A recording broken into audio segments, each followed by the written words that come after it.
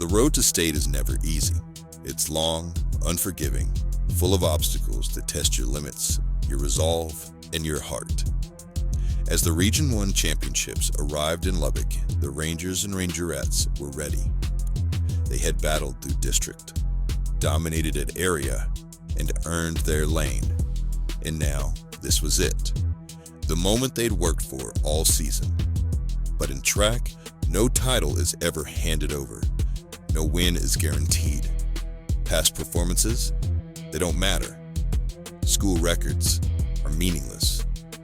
There's a reason the race must be run. This meet would be the great divider between dreams that live on and those that end. For some, it was a weekend of heartbreak. But for others, it became something more. A breakthrough, a moment of arrival, a ticket to Austin.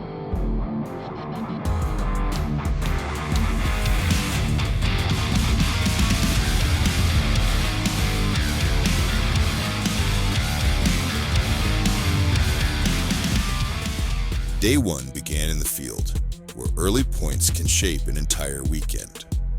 Jaden Colvert and Angel Smith had led all year, but in the pressure cooker of regionals, things went differently. In discus, both struggled to find their rhythm. No finals and no points. Shot put gave them another chance. Angel made finals, battling in a tight group, but came up just short of scoring. Angel got crucial experience this year at regionals. She did not expect to be throwing in 2 events. So going in, she kind of put the weight of the world on her shoulders when it finally happened for her. That weight was her downfall, but it was also a lesson that she needed to learn. And she's only going to be stronger in the future going into both shot and disc. Jaden made a statement, launching a clean throw that earned a bronze medal. On the podium, but 1 spot away from making state. In shot put, Jaden, he didn't have the day he was hoping to, but he did have a good day, and he fought hard, and he came up with 3rd place and earned a bronze medal at regionals. Dylan reached finals in long jump, but scratched to save energy for what was ahead. So Dylan knew that he was going to be anchoring the 4x4, and he had been thinking about that all day and the night before when we met as a team. And so when he got into long jump, you know, he saw that he wasn't going to be able to jump out there with the 23. And so he he did not take his final 3 jumps in finals, and in hopes of saving his legs for the races that he had coming that day. In prelims, both the 4x1 100-meter relay teams advanced. Our 4x1 relay really wanted to make finals, but we knew that 4x1 relay would be hard. Those handoffs are tricky. They've got to be fast, and we needed to make them faster. So making the finals was a big deal to us. It was a goal that we needed to accomplish, and to come through in the moment was huge for us. The 4x1 ran really well in prelims. They ran the fastest time of the year, a 42.4. The handoffs were great, everything was clean, and you know, we switched a couple legs up, and that was what we were looking for. We went into finals sitting 5th. Jackson Heisert was 9th in the 100-meter hurdles, a finish that stings as it was 1 spot away from making finals. But it was a fight worth honoring and a season worth remembering. Jackson has improved so much this year. She has put in the work, and I hate that it didn't work out for her in prelims, but when your nose starts bleeding, when you're getting into the blocks and you can't breathe through your race, there's not much you can do. I hate that that happened for her, but her future is bright. She's got everything laid out the way she needs it to. If she can come back next year stronger and healthier, then I know she's gonna be having that state trip soon. Kasen Brooks held on in the 110 hurdles, placing 7th, just enough to earn a second chance in finals. I think the great thing about Kasen is every week he's gotten better. His technique's getting better, we're working on that. And so I don't really think the seeding is a big deal for him. I think just the fact that he's in the race is gonna be a big deal for him, because he's capable of really going at any point. I think eventually, he has the foot speed, and if he can get that lead leg down fast enough, I think that he can go, 14.5 or better. And so, who knows? Who knows? Because, like I said, the 110s are high risk, high reward. The girls' 4x200 meter relay rewrote history again, breaking their school record for the second straight week. Our 4x2 girls were fearless and fast. The prelims was beautiful. Everything set up the way we needed it to. We needed to get the baton around, and our handoffs were very clean. Going into finals though, we needed them to be faster. Our handoffs needed to be clean again, but if we could make them faster, we knew that we could place. In one of the meet's biggest heartbreaking moments for the Rangers, the boys' 4x200 meter relay came in expecting to contend for gold, but missed finals entirely after a rare exchange error. In the 4x2 prelims, all the way around, we just didn't run very well. There's a couple of things that probably mostly fall on me that were done, and so we ran, I think, our slowest time of the year by quite a bit. We had been gaining ground all year long, and I felt pretty good about where we were sitting, and we ended up 9th and didn't make finals. And so that was really disappointing for myself and for a lot of the guys. In 400 meter relay, the decision was made by Andrick Rodriguez to step aside in order to save his legs for the 4x400 meter relay. Brooks ran in the prelims and earned a spot in finals, but he too opted to remove his name from contention in order to save energy for the upcoming race. Dylan Payton crushed his 300 meter hurdle heat with a top qualifying time. He was a man on a mission.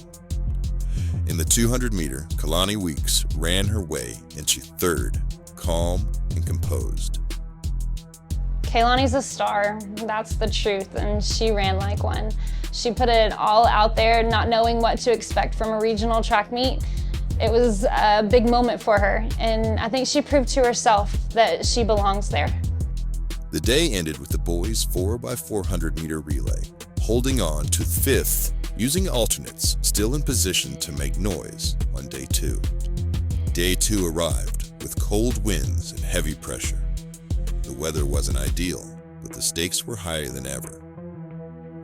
The girls' 4x100 meter team scored 6th, earning points. Our 4x1 relay finished 6th, which is a big deal for us.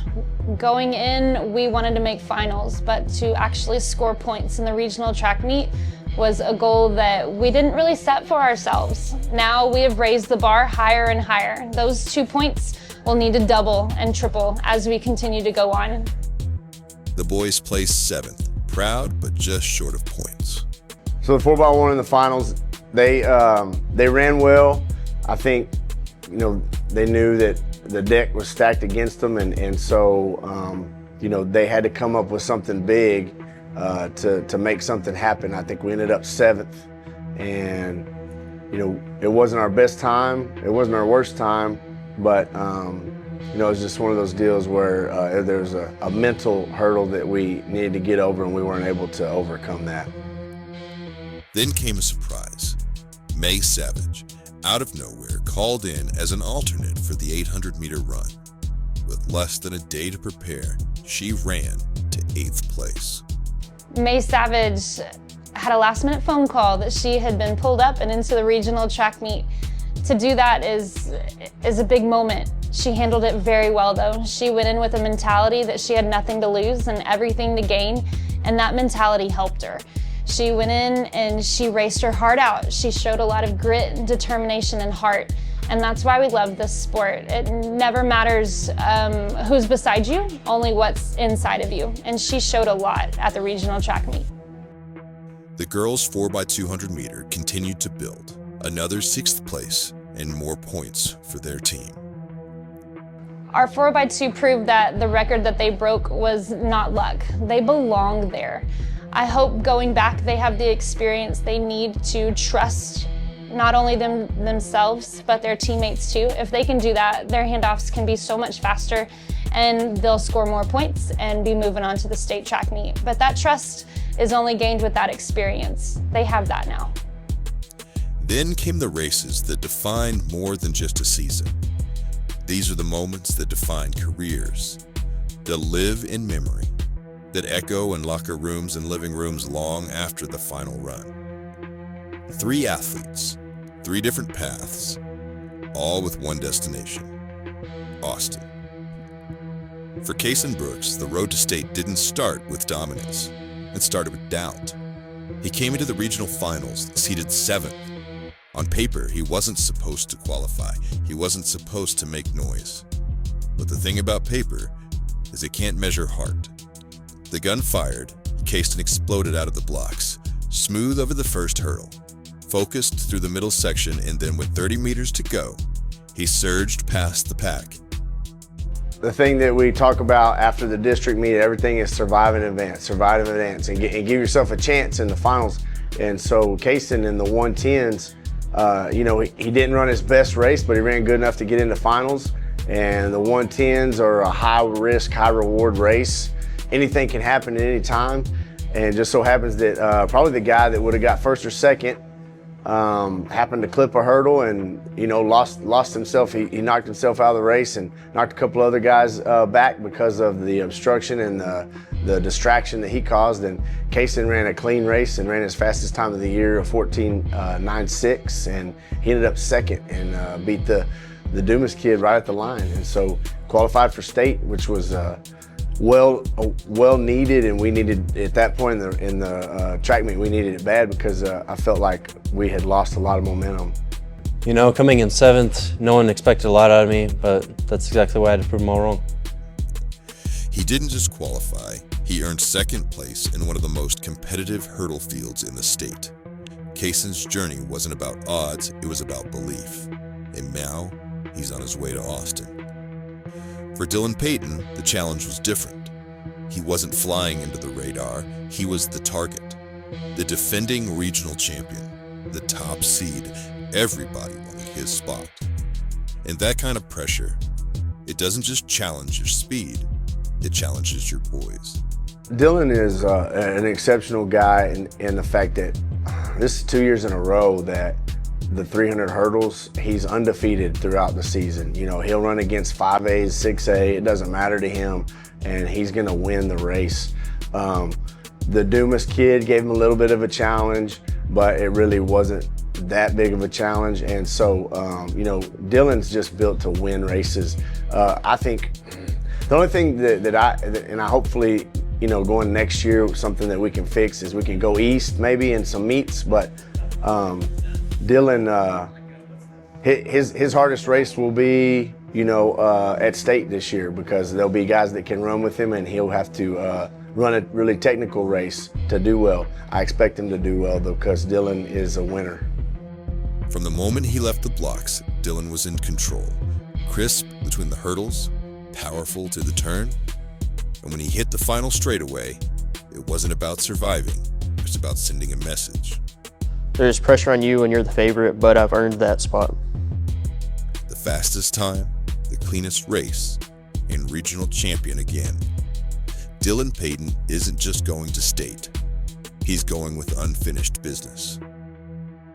And then there's Kealani Weeks, a sprinter who didn't just want to make it to state, she wanted to make a statement. All season, she carried the weight of her relay teams. Pushed through long meets, ran anchor, ran opens, ran hard, but this time it was just her. One race, one lane, one shot, and she delivered.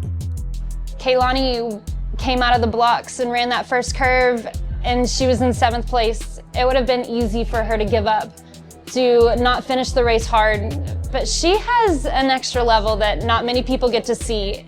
And that second 100 was amazing. She went from 7th place to 2nd place. That shows that she not only belongs there, but if she can fix that first curve, she can do special things at state. Coming off the curve, Kealani trailed in 4th, but she didn't panic. She shifted into another gear. She hunted down the leaders one stride at a time until she crossed the line in 2nd place. This whole season I've been chasing this moment, and it's finally mine. Kealani Weeks, a 200-meter dash state qualifier. Not just one of the fastest in the region, but one of the fiercest. 3 athletes, 3 different stories, but the same finish line. The exceptional thing about the 3 runners that we have that have qualified for state are their work ethic, and that they have ran well all year. I think that they've earned the spot just based on work ethic alone. I think, hard work always wins, and I think that these 3 prove that. And so I couldn't be happier for them and the way that the races came out on their side at regionals. I just can't wait to see what the future holds for them, and I'm looking forward to being a part of their run at state. For months, one race has been the heartbeat of Greenwood track, the 4x400 meter relay, a race built on sacrifice, timing, and brotherhood. All season long, these 4 boys carried the weight and expectation and the pride of a program that believed in them. Andrick Rodriguez, now experienced, composed, proving to now be a veteran voice on the track. When chaos hit, Andrick was calm. When the pressure rose, he leaned in. Nathaniel Romero, heart and hustle, the quiet engine, steady, dependable, the kind of runner who never needed the spotlight to shine. Kasen Brooks, explosive, electric, always chasing more, whether hurdles or relays, he gave Greenwood a jolt every time the baton hit his hand. Dylan Payton, anchor, finisher, the closer. With every stride, Dylan reminded opponents that Greenwood doesn't quit, that this race, this moment, mattered. Regionals was the culmination, the race they had chased all season, the one they circled from the first day of practice, the one they believed would carry them to Austin. And for most of the race, it looked like it could. Every lap, the lead grew. They ran smooth, aggressive, relentless. And when the baton passed for the final time, the Rangers were ahead. But in the last 40 meters, the momentum shifted. Dumas surged, came in closed.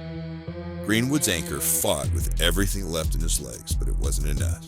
Not this time. We didn't lose focus. We didn't give up. We just got caught. Every workout, every meet, it led all up to that, and we were just right there. We did what we said we wanted to do. We left it all on the track. We were running for state, but we were running for each other too. I wasn't on the track, but my heart was. It broke for them.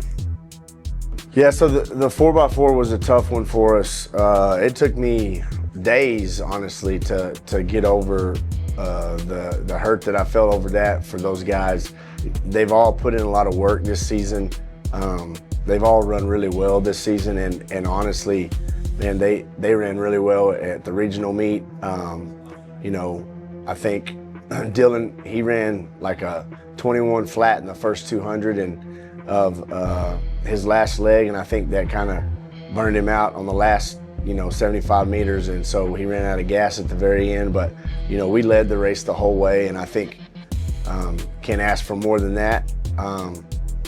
I'm really pleased with the way that these guys ran this year on the 4x4, the amount of races that they won, the way that they competed. I look forward to the future with them, and I think that we set another school record. We broke our own record from last year, and I think that next year we're going to be even better and faster and do bigger things, And so I hate to always put things off to the next year, but I do look forward to what the future holds for these guys. They didn't leave as state contenders, but they left as brothers. And they left for something else too, a fire. A fire that will burn all summer, all fall, all winter. A fire that will blaze even brighter when they return next season, because this story isn't over. Not by a long shot.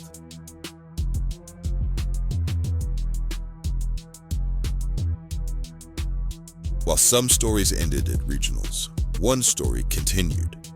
One stronger than pain, stronger than circumstance. the story of sophomore Tristan Wilson.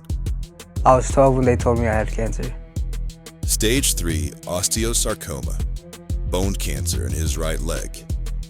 The only real option was amputation, and with a decision that required the courage of a grown man, Tristan made it. Losing my leg was tough, but I did not let it affect me. I knew I was stronger than that. That summer, he lost his leg, but he never lost who he was. You know, talking Tristan into the seated shot put his freshman year was not that easy, but once we did, it came natural to him, and he was very gifted. He's a naturally strong kid, and so even though, you know, he's had to deal with a lot of illness and a lot of setbacks, he's overcome those. He's a fighter, and I look forward to seeing, you know, how this meet turns out for him. I think he's excited. I think that's, you know, that's going to be a big deal for him. The excitement that he's going to feel is going to play into it, and so I'm just excited to see how well he does. I just wanted to compete again. Track gave me that opportunity. And compete he did. In his first season, his first time ever throwing, Tristan earned a spot at the UIL state meet. Going to state was fun. That third place medal really meant a lot to me. This year, he came back stronger, more confident, more determined. And early in the season, it showed. Coming into the season, I only had one goal, and that was gold, and that was it. But on his 16th birthday, February 25th, a routine scan delivered a blow that no athlete should ever face. They found it again, this time in my ribs. Tristan has a crazy story. You know, every day he's having to overcome something. In fact, today he's, you know, not here because he's doing radiation. You know, he had a setback. He couldn't even work out for several months because he had a major surgery where they removed his whole 8th rib, a portion of his 7th and 9th rib, and some other things. And, you know, he had to take some time off, but he just seems to overcome everything that cancer throws at him, and he just has a good spirit about everything, and he's a fighter, and I hope that he does well. I hope that he does well, you know, and keeps improving and getting better. And I don't mean at shot put. I just mean in his fight with cancer. I didn't ask if I can come back. I knew I was. Shortly after the regional meet ended, he was cleared. And not just cleared, but ready to throw, ready to compete. I didn't work so hard just to stop now. Tristan Wilson will return to the state meet, not with excuses, but with purpose. Not as a cancer survivor, but as a competitor. I'm not here because I'm lucky. I'm here because I refuse to quit. When you're talking about pain and glory, you got to include Tristan Wilson. You know, he's gone through a lot, and he really is the true epitome of strength. You know, he lost a leg. He fought cancer 3 times. You know, he's still going. I mean, what excuse do the rest of us have? You know, Tristan, you know, he's a lot more than an athlete. You know, he's a great person, and he represents everything that comes in a person with fighting and, you know, just overcoming obstacles in life. Tristan teaches us what real toughness looks like, and I don't know anybody stronger than him. It's cool that people found my story motivating, but I just want to win.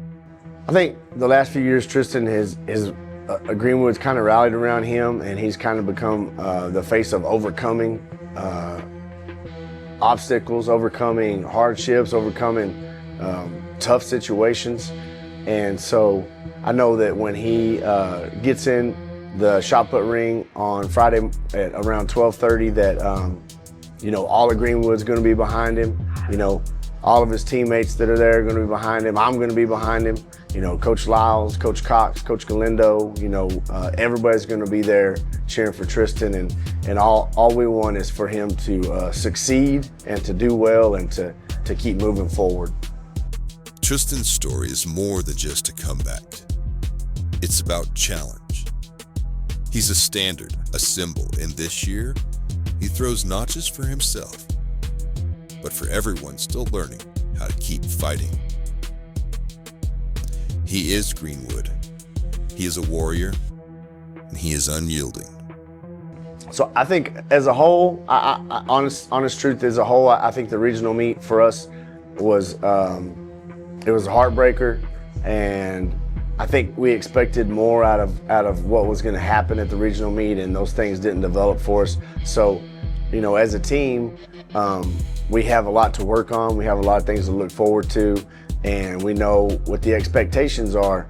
For the guys that made it to state, I couldn't be happier for them, because I think character, integrity, and hard work, all those things go together and create an atmosphere for them to succeed, and they deserve all the accolades that they can get and earn.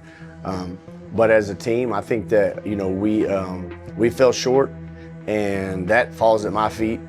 As a coach, I'll accept the failures and give the guys the credit for their wins. But I have a lot to work on and to help these guys get better for next year. So that's the goal going into track off season and through football, to be thinking about the things that we can do to improve our position and our situation going into next year. From heartbreak to triumph, this season gave us everything.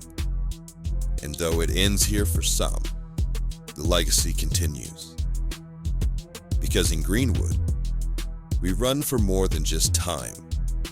We run for each other. We run for the moments. We run for the fight. And we run for the pain and for the glory.